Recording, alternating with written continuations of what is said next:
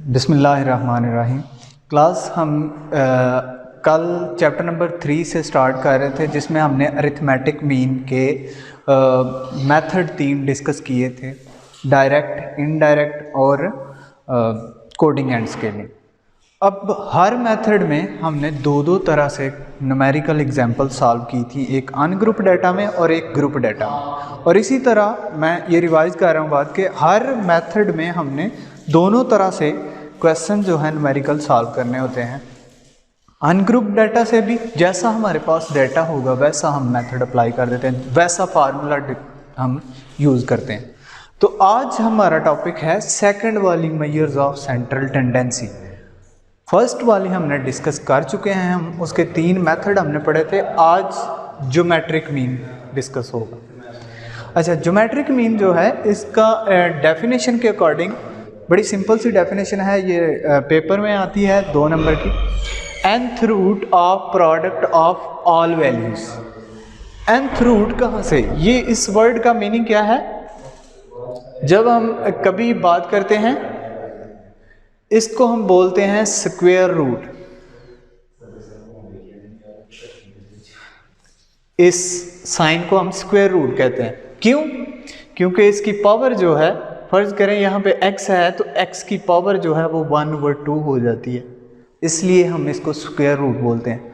अब यहाँ पे nth रूट का मतलब ये है कि जो हमारे पास वैल्यूज हैं उनका स्क्वायर रूट नहीं बल्कि nth रूट। nth रूट यानी ये रूट साइन और बाहर जो पावर होती है वो n होगी। n क्या था, ये पहले लेक्चर में मैंने बताया था कि n प्रेजेंट कर रहा है यहाँ पे नंबर ऑफ वैल्यूज। जितनी आपके पास वैल्यूज होती हैं वो आपका n होता है। तो nth root of product, product का meaning multiplication of all values, यानी हर वैल्यू जो है वो आपस में मल्टीप्लाई होके उसकी जो रूट वाली पावर है वो n होगी। यानी मैं इसको इस तरह भी लिख सकता हूँ, x1 multiply by x2 up to so on xn, और इसकी power 1/n। According to the formula हम इसको इस तरह शो करते हैं। ये है इसका फर्स्ट वाला मेथड। हम अनग्रुप डाटा जब हमारे पास होता है तो हम इस वाले फार्मूले को यूज करके भी ज्योमेट्रिक मीन फाइंड कर सकते हैं। सेकंड पे आ जाता है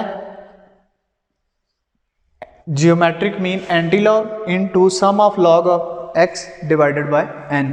यहाँ पे आपके पास जो वैल्यूज होती हैं उनका आप लॉग लेते जाते हैं, फिर उसका सम divided by n mean number of values. जितनी आपके पास वैल्यूज होते हैं उस पर डिवाइड कर देते हैं, उसके बाद एंटी लॉग ले लेते हैं। अच्छा, ये थी इसके एल्गोरिथम या फार्मूलाज की बात। अगर आप ये हमारे जहन में क्वेश्चन आ जाता है कि ये जो मेजर्स ऑफ सेंट्रल टेंडेंसी हैं, इसमें हमारे पास 5 किस्म के मेथड हैं।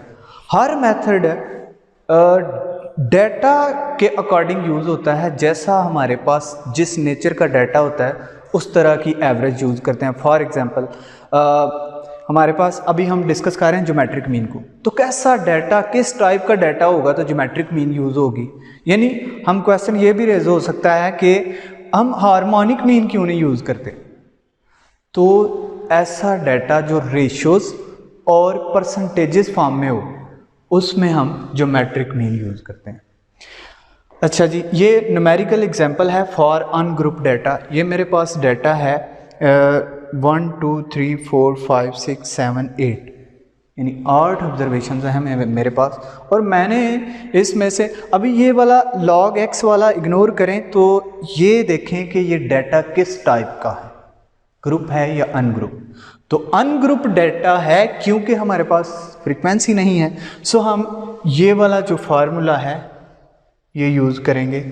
आपने जब भी न्यूमेरिकल सॉल्व करना हो तो ज्योमेट्रिक मीन के लिए आप इसको इग्नोर कर दें, इस फार्मूले से सॉल्व कर सकते हैं।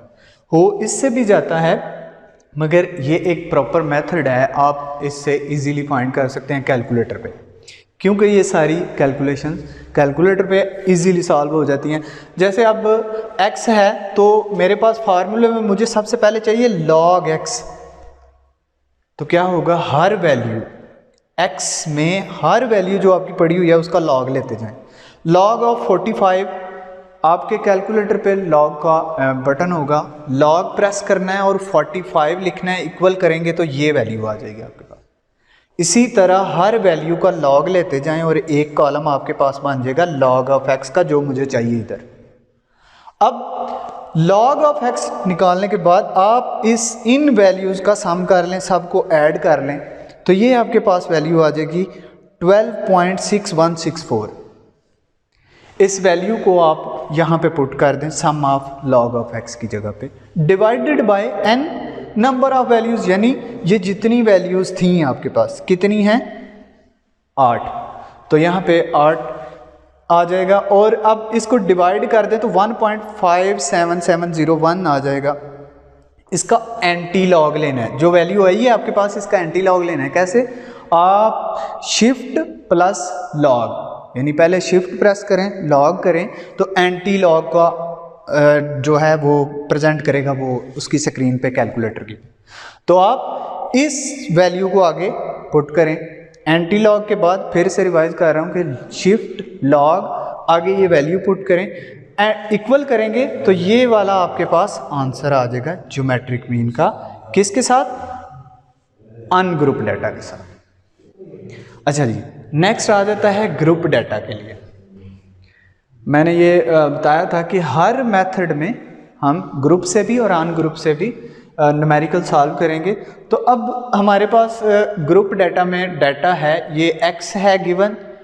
अभी ये वाला जो पोर्शन है सारे का सारा, इसको स्किप करें तो डाटा आपको क्वेश्चन में जो गिवन होगा वो ये वाले 2 कॉलम्स जो हैं ये होंगे। तो आपको ये देख के पता चल जाएगा कि मेरे पास जो डाटा है वो अनग्रुप है या ग्रुप। ये ग्रुप डाटा है क्योंकि यहाँ पे फ्रीक्वेंसी वाला कॉलम साथ दिया गया है। अब लॉग ऑफ एक्स, सबसे पहले आप इसका फार्मूला ड्रॉ कर लें। ये है ज्योमेट्रिक मीन का ग्रुप के साथ फार्मूला। देखें दोनों में डिफरेंस देखें, यहाँ पे एफ के विदाउट है, यानी यहाँ पे अब एंटी लॉग, वहाँ पे सम ऑफ लॉग एक्स था, तो यहाँ पे एक चीज़ नहीं ऐड हुई है, एफ लॉग एक्स आ गया divided by sum of f. अब आपको चाहिए first of all f log x, तो क्या करेंगे, सबसे पहले कॉलम बना लें लॉग एक्स का, बिल्कुल वैसे ही जैसे हमने अनग्रुप डाटा में किया है। तो हर एक्स की वैल्यू का लॉग लेते जाएं कैलकुलेटर पे और उसके बिल्कुल कोरेस्पॉन्डिंग आप उसकी वैल्यू पुट करते जाएं। लॉग ऑफ एक्स की जो कॉलम आया है यहाँ पे मुझे चाहिए एफ और लॉग ऑफ एक्स, यानी ये मल्टीप्लाई हो रहा है, एफ जो है ये मल्टीप्लाई हो रहा है लॉग ऑफ एक्स से। यहाँ पे जो लॉग ऑफ एक्स का कॉलम है इसको आपने मल्टीप्लाई कर देना एफ के साथ। तो नेक्स्ट जो कॉलम बनेगा एफ लॉग एक्स, यानी इस वैल्यू को मल्टीप्लाई करेंगे 2 के साथ, ये वाली वैल्यू आएगी आपके पास। नेक्स्ट आप 0.7782 को मल्टीप्लाई करेंगे 5 के साथ, तो ये वाली वैल्यू आएगी। और इसी तरह सारा कॉलम आपके पास एफ लॉग एक्स का आ जाएगा। अब आपको यहाँ पे सम चाहिए, इसका एफ लॉग एक्स का सम चाहिए, तो इसका सम आपके पास ये वाली वैल्यू आ गई। और आपको चाहिए सम ऑफ एफ, ये आपने एफ वाले कॉलम को सम ऑफ कर लेना, प्लस कर लेना, तो ये वैल्यू आपकी सम ऑफ एफ की आ गई। वैल्यूज़ पुट कर दें, अब सम ऑफ एफ लॉग एक्स की जगह पे आ जाएगा 36.2334 और सम ऑफ एफ की जगह पे इसकी वैल्यू 34। इसको डिवाइड कर दें 1.0657 आ जाएगा। अब एंटी लॉग का वही वाला तरीका जो मैंने पहले बताया, शिफ्ट लॉग करें, उसके बाद ये वैल्यू पुट करें, तो आपके पास आंसर आ जाएगा ज्योमेट्रिक मीन का विद ग्रुप डाटा। अच्छा जी, ये हमने जितनी बात की है ये ज्योमेट्रिक मीन की है। साथ मैंने ये बताया है कि हमारे पास किस टाइप का डाटा हो तो हम ज्योमेट्रिक मीन यूज़ करते हैं। ये हर measures of central tendency according to data nature हम हर एक मेथड यूज़ करते हैं। तो इसमें हमने डिस्कस किया है अनग्रुप डाटा से एक न्यूमेरिकल और एक ग्रुप डाटा से। ये हम बात कर रहे हैं एग्जाम्पल से। आपके पास एक्सरसाइज में ये मेंशन किया जाएगा इंशाल्लाह लेक्चर के बाद कि कहाँ से लेके कहाँ तक जो क्वेश्चन है वो हम इन मेथड से करेंगे। अब नेक्स्ट हमारे पास आ जाती है 3rd नंबर पे measure of central tendency harmonic mean. Harmonic mean इसकी डेफिनेशन पे बात करते हैं। ये भी हमारी बोर्ड के पेपर में 2 नंबर की डेफिनेशन जो है वो आ जाती है। Number of values divided by sum of reciprocals of all values.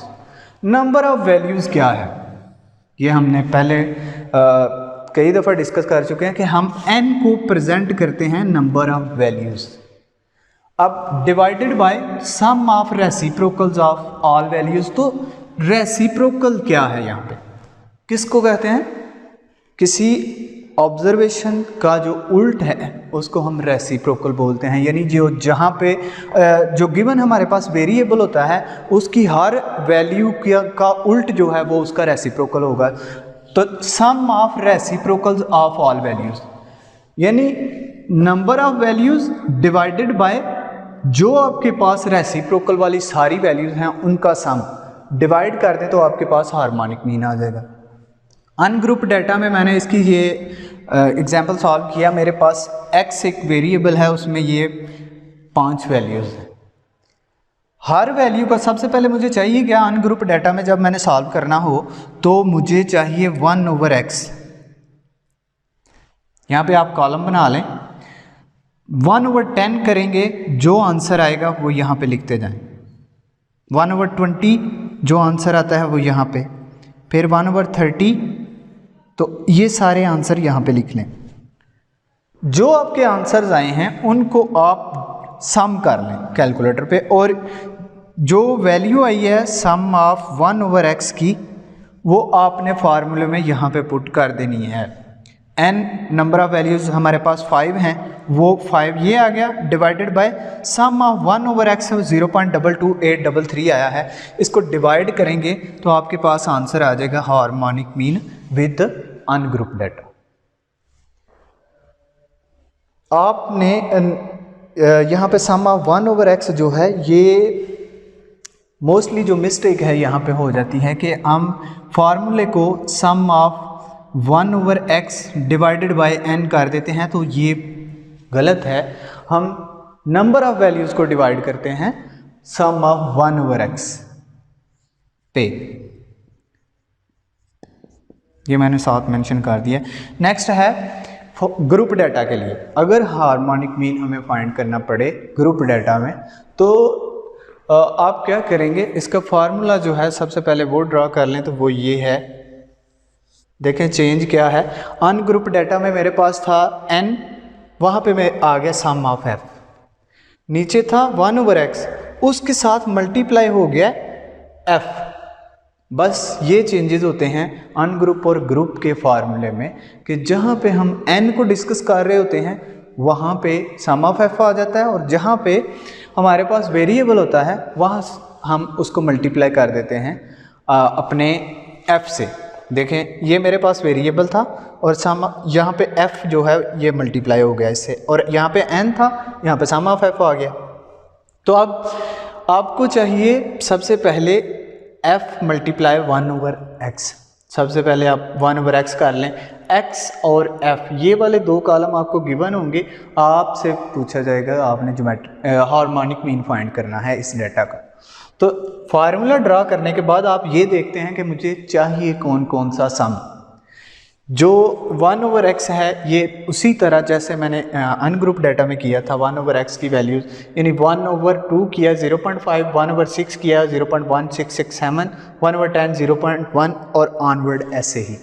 फिर आपको तो चाहिए तो 1/x को मल्टीप्लाई f से भी करना है, उसका सम चाहिए, तो इस वाले कॉलम को इससे मल्टीप्लाई कर दें, ये आ जाएगा f मल्टीप्लाई बाय 1/x या फिर f/x, ये भी आप कर सकते हैं। मतलब ये इससे मल्टीप्लाई होगा तो यही आ जाएगा। अब जो मल्टीप्लाई 0.5 को आप 2 से मल्टीप्लाई करेंगे 1 आ जाएगा, 0.1667 को मल्टीप्लाई करेंगे 5 से ये वैल्यू आ जाएगी, और ऑनवर्ड ऐसे ही आ जाएगी। जब ये सारी मल्टीप्लाई हो जाएं आप इनका सम कर लें, तो सम ऑफ f/x आपके पास ये वाली वैल्यू होगी। अब सम ऑफ f चाहिए था आपको, तो वो ये है, वैल्यूज़ पुट कर दें। 34 आ गई सम ऑफ f की जगह पे, 3.7137 आपकी वैल्यू आ गई यहाँ पे इसकी जगह पे, तो ये आप डिवाइड कर देंगे तो जो वैल्यू आएगी वो आपका आंसर होगा हार्मोनिक मीन के साथ। अच्छा, ये था हार्मोनिक मीन का अनग्रुप डाटा से और ग्रुप डाटा से क्वेश्चन। चैप्टर नंबर 3 में हमारे पास न्यूमेरिकल्स जो होते हैं वो इसी तरह डाटा गिवन होता है और हमने फाइंड करना होता है उसमें से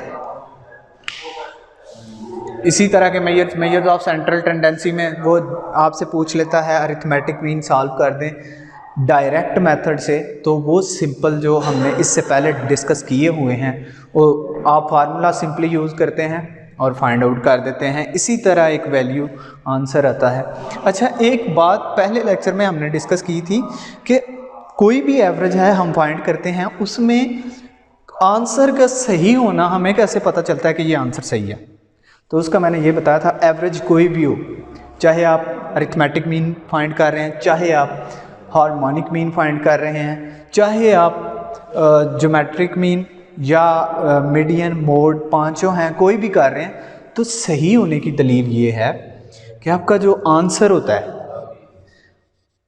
ये आपकी वैल्यूज़ एक्स की वैल्यूज़ जो होती हैं, वेरिएबल की वैल्यूज़, उसकी मिनिमम रेंज और मैक्सिमम रेंज के मिड में से होता है। देखिए हमारे पास 11.6329 जो है ये ना तो मिनिमम वैल्यू से नीचे है ना ही मैक्सिमम वैल्यू से ऊपर है, यानी ये इन्हीं वैल्यूज़ में से आई है। तो ये आप कह सकते हैं कि ये मेरा आंसर ठीक है। फ़र्ज़ करें मेरे पास यहाँ पे आंसर आ जाता 28.9, तो वो रॉन्ग था क्योंकि मैक्सिमम रेंज से बाहर है।